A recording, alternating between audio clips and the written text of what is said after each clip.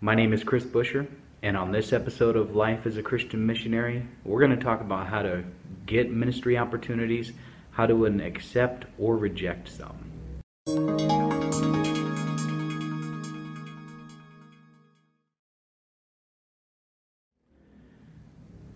So I know you probably just got turned off by the fact that I said something about rejecting some ministry opportunities. And so I want to start by first talking about that. Let me begin by saying when I first started into full-time ministry, I spent the first 3 years accepting everything that came my way. It didn't matter to me if the pastor or preacher or whatever you want to call the man or woman was just using me for their own benefit somehow. I still accepted it and I looked at it as an opportunity. However, it wasn't until I found myself in some pretty weird and distasteful situations that I started to get smart about this. Let me go and explain a couple ones. I'm not going to give you specifics, I'm not going to tell you their names, but I'll tell you a couple of situations. So, one situation was this. One situation was that the pastor was a new pastor of a church and he was trying to bring in the American speaker. He was from a different country, not the United States, and he needed to get some type of credibility with his church, and so he decided, hey, let's bring in an American preacher because they're supposedly better than someone else. Anyway, long story short, he treated me like a trained monkey in front of his church. And it was very disrespectful. He would force me to kneel down in front of him, and I got up and I walked out. Okay, it was just ridiculous.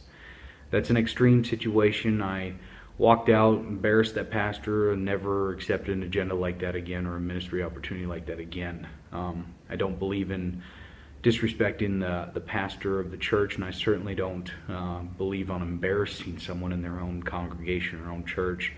And instead of saying something, I made it very clear that I was uncomfortable with the situation, and I just walked right out the door without another word said. Anyone watching would have known that I was uncomfortable with this and that I was trying to respectfully leave in the best way possible. And I would never accept another opportunity that the man would give me again. Didn't even wait, just left. It was ridiculous. Other opportunities that I rejected were basically because of unorganization. Here in Brazil, it's very common for people to say things that they don't really mean. And if you are an itinerary speaker, someone who is traveling from place to place preaching, when you create an agenda, everything else revolves around that. And sometimes they'll wait until the last minute and tell you, hey, we got to cancel. And you were counting on it, you already traveled to that city, and then all of a sudden, the last minute, boom, it's done. Other times, they will make promises to you and never fulfill any of them. So, I mean, the first few years, I accepted a lot of nonsense, and I'm nobody special, but I'm not going to allow myself to be taken advantage of anymore. So I want to tell you what type of agendas I do accept and why I think you should implement this into your own ministry practices. So here's what happens. The more that you preach, the more people that you know, the more that God opens up doors for you and more opportunities come your way. You're going to start getting a lot of messages from people you don't know, pastors you don't know. People trying to get you to come to their church and schedule an event. And they always ask you one question: how much do you charge? And, you know, I kind of find that a little offensive, you know, like I'm some type of businessman or something, and I didn't really know what to say to them. And so these are my rules, because I don't charge money. I've never charged money for the gospel. I don't believe in charging money for the gospel. If you watch any of my other videos, you'll see I have a strong distaste for that. So this is what I do. Number one, I tell the pastor, these are my three rules. If you want me to come to your church and you want to give me this ministry opportunity, these are my 3 rules. Number one, I don't have a set amount that I charge. I ask that you help with my transportation. If that means I have to get on a public bus to get to your congregation or to another state, if I have to ride a bus for 2 days to get there, that's what it means. And so I would appreciate it if you would help with that type of transportation cost. Number 2, I would ask for the opportunity to distribute my books after the congregation outside of the church. No pressure at all, just have my books there. If someone wants to buy one of my books and bless the ministry, that's great. If not, that's great as well. I'm not there for the money, I'm there for the ministry opportunity. But selling books does bring in a profit which helps pay for the ministry projects and everything. And third and foremost, we ask that if you do give a love offering, that you do one thing first, that you pray about it. And I'm not going to give you the set amount. You want to give me $5 American, that's between you and Jesus. You want to give me $10 million, God bless you, but that's between you and Jesus. I ask that you pray and that you ask Jesus what he wants to bless our ministry with. And whatever he tells you, it is what it is. I'm not going to argue. I'm going to be extremely grateful from you because I know it's coming from the Lord and not from you personally. You might have a part in it, but it's coming from the Lord.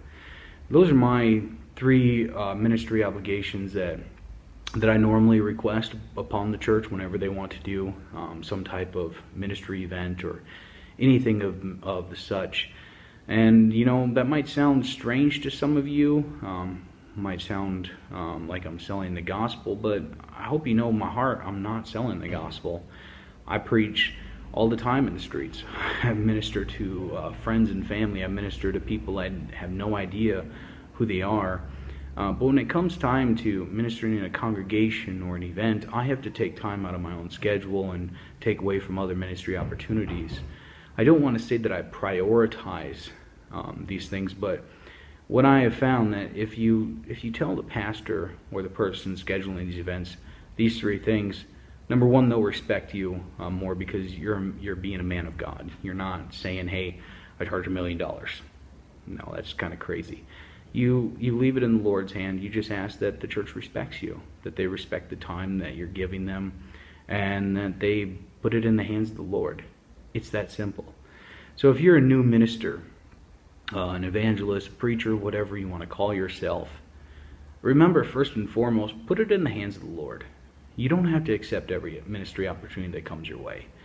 If you accept everything that comes your way, you're going to get taken advantage of. You're going to find yourself in situations like I've been in. And if you go to the wrong church and stand with the wrong pastor, the wrong person, you'll get associated with those type of people. Imagine that you accept a ministry opportunity from a pastor who was stealing money, embezzling money. And a few months later, that pastor gets caught.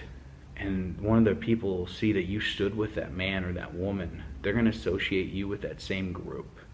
You need to think about these things before you accept public ministry opportunities. Private ministry opportunities, individual stuff on the street, you just go. You go where the Holy Spirit tells you. You just go, go, go. Before you accept any opportunity, public or private, pray about it. Consider all the options. And then give it your all. Don't worry about the money. Don't worry about how you're going to get your transportation. Organize yourself to the best of your ability and put it in the Lord's hand. I know I rattled on a little bit longer than normal on this video, but I do hope that this video helps you out. I hope that some of you didn't lose a whole lot of respect for me by this video, but if you did, you know, it is what it is.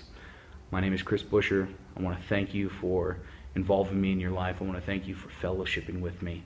If you have any questions or comments or better suggestions on how to do this, leave them in the comments below. Send me a message on any social media or my website. Thank you. God bless you. I'll see you next week.